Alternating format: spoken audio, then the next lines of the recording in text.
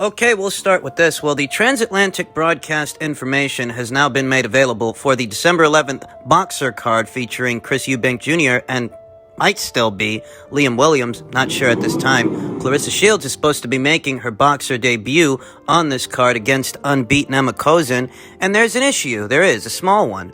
Here stateside, this is going to be a pay-per-view on Fight TV, whereas over there in the United Kingdom, they're going to get to watch it on regular Sky. Why don't we get to watch it on regular ESPN? Or ESPN Plus. Why do we have to pay an additional charge to view the fight when it's my understanding that Top Rank's broadcast partner in the United Kingdom is Sky Sports, but why is Boxer's broadcast partner here in the United States not ESPN or ESPN Plus? ESPN cards end up on Sky, but Sky cards don't end up on ESPN. That's the issue. That's the problem. The second problem is we don't actually know that Liam Williams is going to go through with the fight. There are tenuous reports out there that Liam Williams has suffered an injury. We don't know if he's going to be fighting. We don't know if he's not going to be fighting. I'll say this much. It's a great fight. If it turns out that Liam Williams is A-okay to go and he's going to be fighting, I'll purchase the pay-per-view so long as it's a moderately priced pay-per-view. No more than $30. Because it's really not a strong card without Savannah. It did lose some of its value when news broke that Savannah Marshall was injured and would not be returning to action until sometime next year. Clarissa Shields, she's going to be making her boxer debut against unbeaten Emma Kozin. And it's a solid fight, but it's not a titillating fight, because anybody that knows anything about Emma Kozin knows she's nowhere near on Clarissa Shields' level. The ones that don't know anything about Emma Kozin have no incentive at all to purchase the fight. Without Savannah Marshall on the card to knock some girl out, and potentially without Liam Williams, this is a tough sell. Even at a price point of $20 or $30, it's a tough sell. It is. A lot of uncertainty. Earlier today, Chris Eubank Jr. himself took to social media and stated, "Hey, Liam Williams, if you're bottling it, like I said you would, hurry up and put your sob story apology to the few fans you have left so I can find another opponent. You may not have the heart to fight me, but there are other fighters that do." Bear in mind, Matchroom has a card going down this same day. At the same time, they will be going head-to-head. Katie Taylor will return to action against Firuza Sharapova. Conor Benn's going to be boxing Chris Algieri. And I told you this before. Chris Eubank Jr. versus Liam Williams, aesthetically, is a more entertaining fight. At least it makes for one. But without Liam Williams there, the Matchroom card is actually the better card. Especially if you're here stateside, because you won't have to pay an additional charge to see it. You'll see it as a part of your DAZN subscription, assuming you even have one. I mean, listen, Savannah's already out, and if Liam is out, there's a high probability I don't buy this thing. Now, if Liam's still set to go and he's ready to fight, then I might actually purchase the goddamn thing. I might. In super featherweight news, 2 of the 3 champions at 130 pounds were trading barbs earlier this week. Michaela Mayer says, "Nobody gives a fuck about your IBO. Leave it at home when we fight, or I'll hand it back to you." That was in reference to Alicia Baumgardner's IBO title. One of the 2 alphabet titles that she pried away from Terry Harpier when she knocked her out. But 2 weeks ago, it's well-known fact that the IBO is not recognized by the Major 4, the WBC, the WBA, the WBO, and the IBF. Better still, Alicia Baumgardner is an IBO champion, to which she replied, "I'm not even pressed about what this bitch Michaela Mayer gotta say. She's a real-life hater. Bitch really thought Harper was gonna beat me. Got salty as fuck. Now she's jelly seeing me flourish. I love it. This bitch is pressed, y'all." Yeah, they've been going back and forth like this all week. Before this latest exchange, the newly crowned WBC and IBO champion Alicia Baumgardner stated that she'd dog-walk Michaela Mayer. She said she'd dog-walk that bitch. But she said verbatim, "You have all the ingredients of a super fight." That's what you have here. Bad blood between 2 champions in their prime. Both coming off of career best wins. Michaela Mayer off her shootout with the then reigning IBF champion Maiva Hamadouche, and Alicia Baumgardner's stellar knockout, highlight reel knockout, of the then unbeaten WBC champion Terry Harper. Both fighters got their factions of fans. There's 2 sides of the story. All the ingredients that make a fight a super fight, though I don't think this fight is next. I don't think it's next, and I don't think it's set to go down after next. If I had to guess, I'd say that Alicia Baumgardner would sooner end up unifying titles with Hyun-Mi Choi than she would Michaela Mayer. It's not a foregone conclusion that she does. It's not a guarantee. Nothing in life is, though I have to say, comparatively, from where I'm sitting, it looks like Alicia's a lot closer to that WBA title than Michaela's two alphabet titles, the IBF and the WBO. If I had to guess what unification fight might happen first, Hyun-Mi Choi unification fight with Alicia Baumgardner makes a lot of sense. It can happen.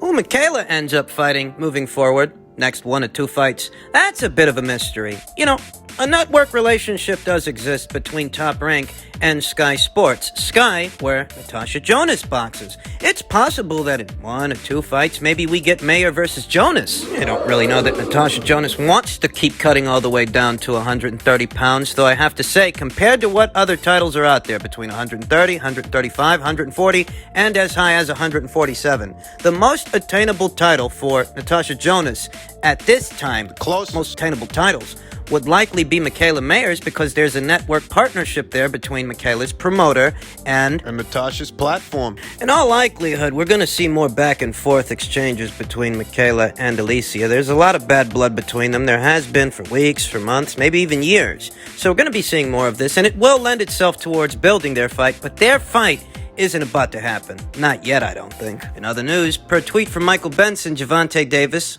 Keith Thurman talking about a fight with him, we know who Keith Thurman is. A guy that says many things but don't do nothing. When was the last time he fought? He's not even worth mentioning no more.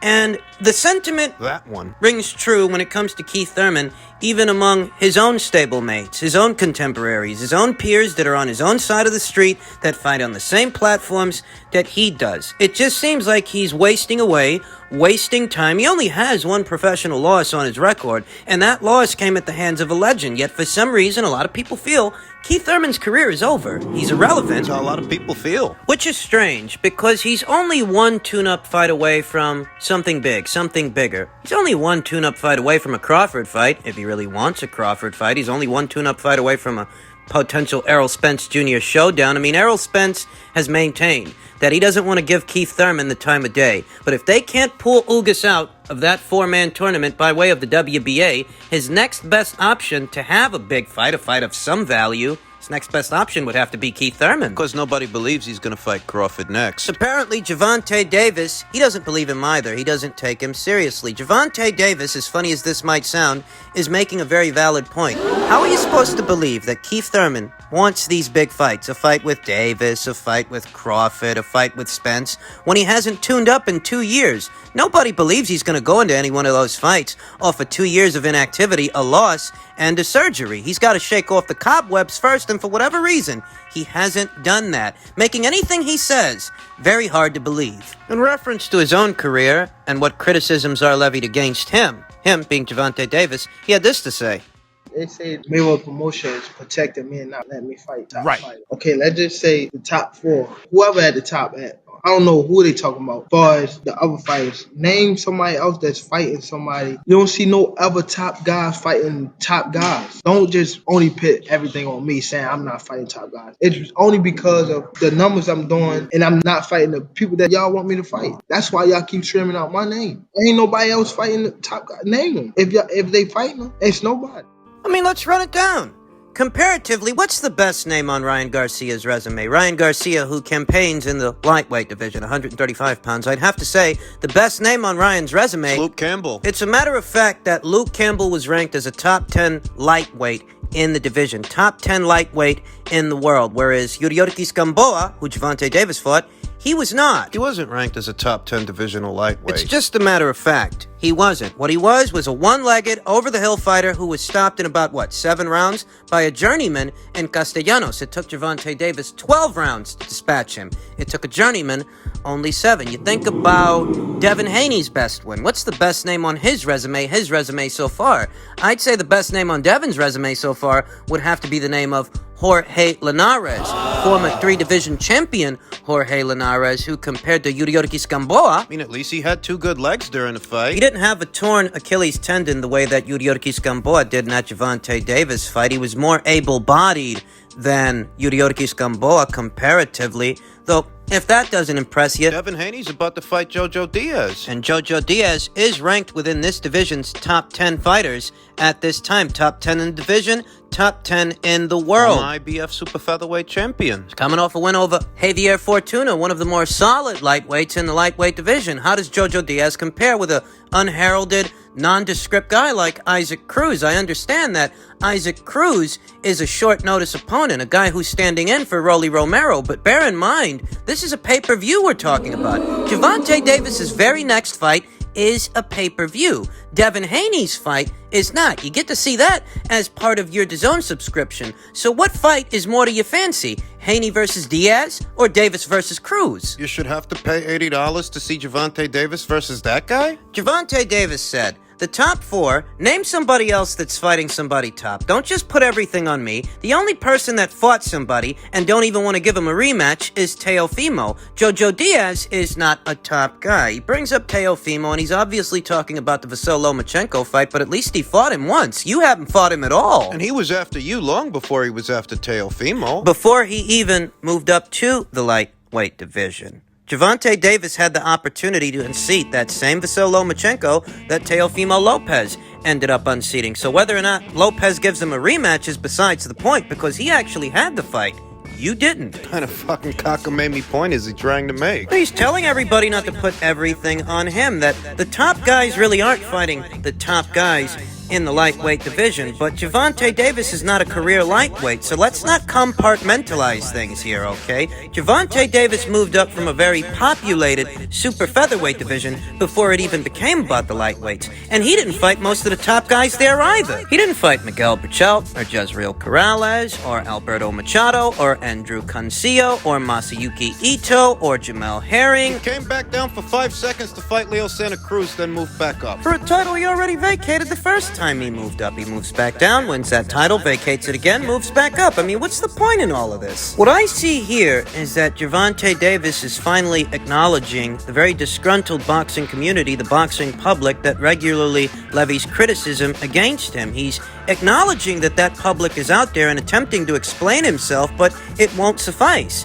It won't do, because Haney versus Diaz is a more interesting fight than Davis versus Cruz, and Teofimo Lopez didn't just fight Vasyl-Lomachenko. He fought Richard Comey before that. Richard Comey, reigning IBF champion. He was a somebody. Then he fought Vasyl-Lomachenko. He fought 2 somebodies at this weight. How many of you fought? He's won at least 3 legitimate alphabet titles at this weight. How many of you won a secondary title to one of his full titles? I'll tell you the truth, I have no intention of purchasing the Davis versus Isaac Cruz pay-per-view, so if he seeks refuge and finds solace in counting his money and his inflated pay-per-view buys, what have you, if that helps him sleep at night, Sweet dreams. but I'm not buying that fucking fight. I don't know who is, I just know that I'm not. And finally, preliminary numbers are out for this past weekend's pay-per-view. Per Yahoo Sports' Kevin Ioli, who indicates the Crawford versus Porter pay-per-view did approximately 190,000 units, just under 200,000.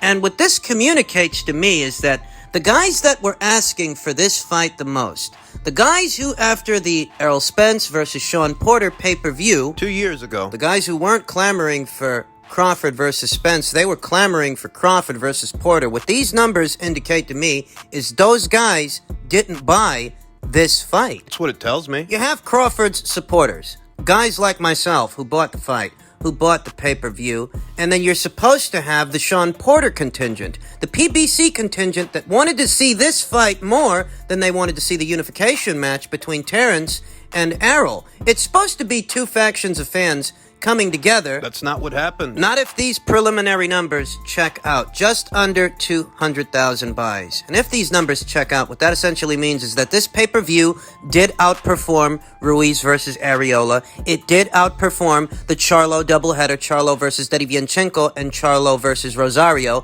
It did outperform those pay-per-views. But it came just under Gervonta Davis's last set of numbers. What do I always tell you guys? Gervonta Davis ain't no bona fide pay-per-view attraction. He ain't no bona fide pay-per-view star because 215,000 pay-per-view buys are just under that. That's not the year mark of a bona fide pay-per-view attraction. And who knows what he's going to do with this Isaac Cruz guy? All I can tell you is what I think, and if you want to know what I think and you're here, so I'll assume that you do, I've no interest in that fight. There's absolutely no chance of me buying that card. You think about Crawford versus Porter, you think about Davis versus Barrios, those two pay-per-views, those two fights.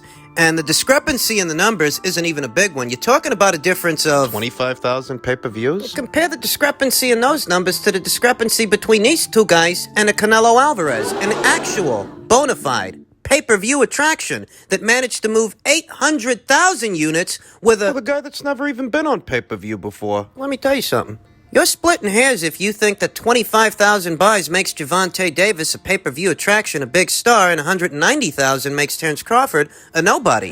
The reality of it is, their buys, they're actually in the same neighborhood. They're in the same realm. Only a difference of 25,000 buys ain't much of a difference at all. Errol Spence Jr.'s last recorded set of pay-per-view buys aren't that dissimilar from Gervonta Davis's, because Errol Spence Jr., like Gervonta Davis, like Terence Crawford, he's not a cash cow either. None of them are. In terms of cash cows and bona fide pay-per-view attractions in the American boxing scene, this market, there is only one, just one, Canelo Alvarez, and nobody else. I mean, even Manny Pacquiao's last set of pay-per-view buys were abysmal. I think those were the worst numbers he ever did. Only 250,000 pay-per-view units sold with Yordenis Ugas, a short notice stand-in opponent. This communicates to me what I've been telling you guys all along. Americans ain't crazy forking over cash for pay-per-views. They're just not.